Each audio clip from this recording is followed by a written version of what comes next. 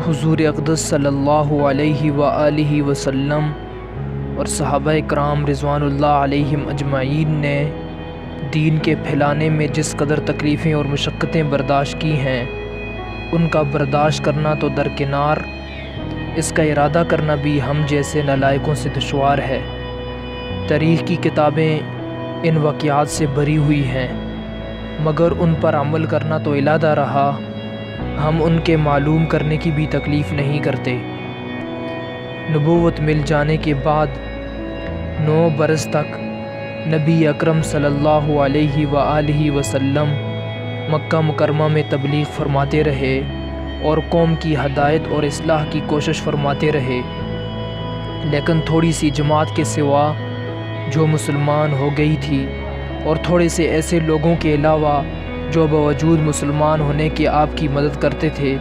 اکثر کفار مکہ آپ اور آپ صلی اللہ علیہ وآلہ وسلم کے صحابہ کو ہر طرح کی تکلیفیں پہنچاتے تھے، مذاق اڑاتے تھے اور جو ہو سکتا تھا اس سے درگزر نہ کرتے تھے۔ حضور اقدس صلی اللہ علیہ وآلہ وسلم کے چچا ابو طالب بھی انہی نیک دل لوگوں میں سے تھے جو باوجود مسلمان نہ ہونے کے حضور اقدس صلی اللہ علیہ وآلہ وسلم کی ہر قسم کی مدد فرماتے تھے۔ 10ویں سال میں جب ابو طالب کا بھی انتقال ہو گیا تو کافروں کو اور بھی ہر طرح کھلے مہار اسلام سے روکنے اور مسلمانوں کو تکلیف پہنچانے کا موقع ملا۔ حضور اقدس صلی اللہ علیہ وآلہ وسلم اس خیال سے طائف تشریف لے گئے کہ وہاں قبیلہ ثقیف کی بڑی جماعت ہے، اگر وہ قبیلہ مسلمان ہو جائے تو مسلمانوں کو ان تکلیفوں سے نجات ملے اور دین کے پھیلنے کی بنیاد پڑ جائے۔ وہاں پہنچ کر قبیلہ کے 3 سرداروں سے جو بڑے درجے کے سمجھے جاتے تھے گفتگو فرمائی اور اللہ کے دین کی طرف بلایا اور اللہ کے رسول کی یعنی اپنی مدد کی طرف متوجہ کیا، مگر ان لوگوں نے بجائے اس کے کہ دین کی بات کو قبول کرتے یا کم سے کم عرب کی مشہور مہمان نوازی کے لحاظ سے ایک نوادر مہمان کی خاطر مدارت کرتے، صاف جواب دے دیا اور نہایت بے رخی اور بد اخلاقی سے پیش آئے۔ ان لوگوں نے یہ بھی گوارا نہ کیا کہ آپ صلی اللہ علیہ وآلہ وسلم یہاں قیام فرما لیں۔ جن لوگوں کو سردار سمجھ کر بات کی تھی کہ وہ شریف ہوں گے اور مہذب گفتگو کریں گے، ان میں سے ایک شخص بولا کہ اوہو، آپ ہی کو اللہ نے نبی بنا کر بھیجا ہے۔ دوسرا بولا کہ اللہ کو تمہارے سوا کوئی اور ملتا ہی نہیں تھا جس کو رسول بنا کر بھیجتے۔ تیسرے نے کہا میں تجھ سے بات کرنا نہیں چاہتا، اس لیے اگر تو واقعی نبی ہے جیسا کہ دعویٰ ہے تیری بات سے انکار کر دینا مصیبت سے خالی نہیں، اور اگر جھوٹ ہے تو میں ایسے شخص سے بات کرنا نہیں چاہتا۔ اس کے بعد ان لوگوں سے نا امید ہو کر حضور اکرم صلی اللہ علیہ وآلہ وسلم نے اور لوگوں کرنے کا ارادہ فرمایا۔ آپ صلی اللہ علیہ وآلہ وسلم تو ہمت اور استقلال کے پہاڑ تھے، مگر کسی نے بھی قبول نہ کیا، بلکہ بجائے قبول کرنے کے حضور اقدس صلی اللہ علیہ وآلہ وسلم سے کہا کہ ہمارے شہر سے فوراً نکل جاؤ اور جہاں تمہاری چاہت کی جگہ ہو وہاں چلے جاؤ۔ حضور اکرم صلی اللہ علیہ وآلہ وسلم جب ان سے بالکل مایوس ہو کر واپس ہونے لگے تو ان لوگوں نے شہر کے لڑکوں کو پیچھے لگا دیا کہ آپ صلی اللہ علیہ وآلہ وسلم کا مذاق اڑائیں، تالیاں پیٹیں، پتھر ماریں، حتیٰ کہ آپ صلی اللہ علیہ وآلہ وسلم کے دونوں جوتے خون کے جاری ہونے سے رنگین ہو گئے۔ حضور اقدس صلی اللہ علیہ وآلہ وسلم اسی حالت میں واپس ہوئے۔ جب راستے میں ایک جگہ ان شریروں سے اطمینان ہوا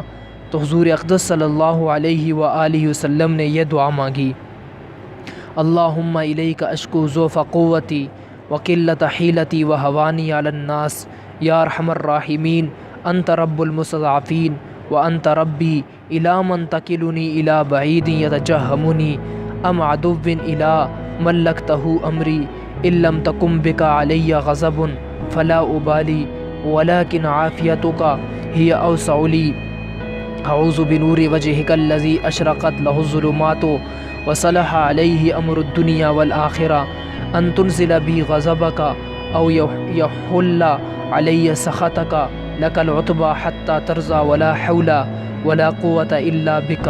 اس کا ترجمہ یہ ہے اے اللہ تجھی سے شکایت کرتا ہوں میں اپنی کمزوری اور بے کسی کی اور لوگوں میں ذلت اور رسوائی کی۔ اے ارحم الراحمین، تو ہی ضعفاء کا رب ہے اور تو ہی میرا پروردگار ہے۔ تو مجھے کس کے حوالے کرتا ہے؟ کسی اجنبی بیگانہ کے جو مجھے دیکھ کر تشروع ہوتا ہے اور منہ چڑھاتا ہے، یا کسی دشمن کے جس کو تو نے مجھ پر قابو دے دیا؟ اے اللہ اگر تو مجھ سے ناراض نہیں ہے تو مجھے کسی کی بھی پرواہ نہیں ہے، تیری حفاظت مجھے کافی ہے۔ میں تیرے چہرے کے اس نور کے طفیل جس سے تمام اندھیریاں روشن ہو گئی اور جس سے دنیا اور آخرت کے سارے کام درست ہو جاتے ہیں، اس بات سے پناہ مانگتا ہوں کہ مجھ پر تیرا غصہ ہو یا تو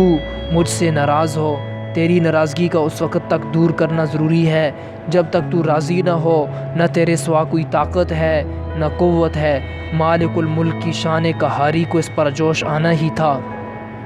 کہ حضرت جبرائیل علیہ السلام نے آ کر سلام کیا اور عرض کیا کہ اللہ تعالیٰ نے آپ کی قوم کی وہ گفتگو جو آپ سے ہوئی سنی اور ان کے جوابات سنے، اور ایک فرشتے کو جس کے متعلق پہاڑوں کی خدمت ہے آپ کے پاس بھیجا ہے کہ آپ جو چاہیں اس کو حکم دیں۔ اس کے بعد اس فرشتے نے سلام کیا اور عرض کیا کہ جو ارشاد ہو میں اس کی تعمیل کروں، اگر ارشاد ہو تو دونوں جانب کے پہاڑوں کو ملا دوں جس سے یہ سب درمیان میں کچل جائیں، یا اور جو سزا آپ تجویز فرمائیں۔ حضور اقدس صلی اللہ علیہ وآلہ وسلم کی رحیم و کریم ذات نے جواب دیا کہ میں اللہ سے اس کی امید رکھتا ہوں کہ اگر یہ مسلمان نہیں ہوئے تو ان کی اولاد میں سے ایسے لوگ پیدا ہوں گے جو اللہ کی پرستش کریں گے، اللہ کی عبادت کریں گے، اس کی بندگی کریں گے۔ میرے بھائیوں، بزرگوں اور دوستوں، یہ ہیں اخلاق اس کریم ذات کے جس کے ہم لوگ نام لیوا ہیں کہ ہم ذرا سی تکلیف سے، کسی کی معمولی سی گالی دے دینے سے ایسے بھڑک جاتے ہیں کہ پھر عمر بھر اس کا بدلہ نہیں اترتا۔ ظلم پر ظلم اس پر کرتے رہتے ہیں اور دعویٰ کرتے ہیں اپنے محمدی ہونے کا، نبی کے پیرو بننے کا۔ نبی کریم صلی اللہ علیہ وآلہ وسلم اتنی سخت تکلیف اور مشقت اٹھانے کے باوجود نہ بد دعا فرماتے نہ کوئی بدلہ لے لیتے۔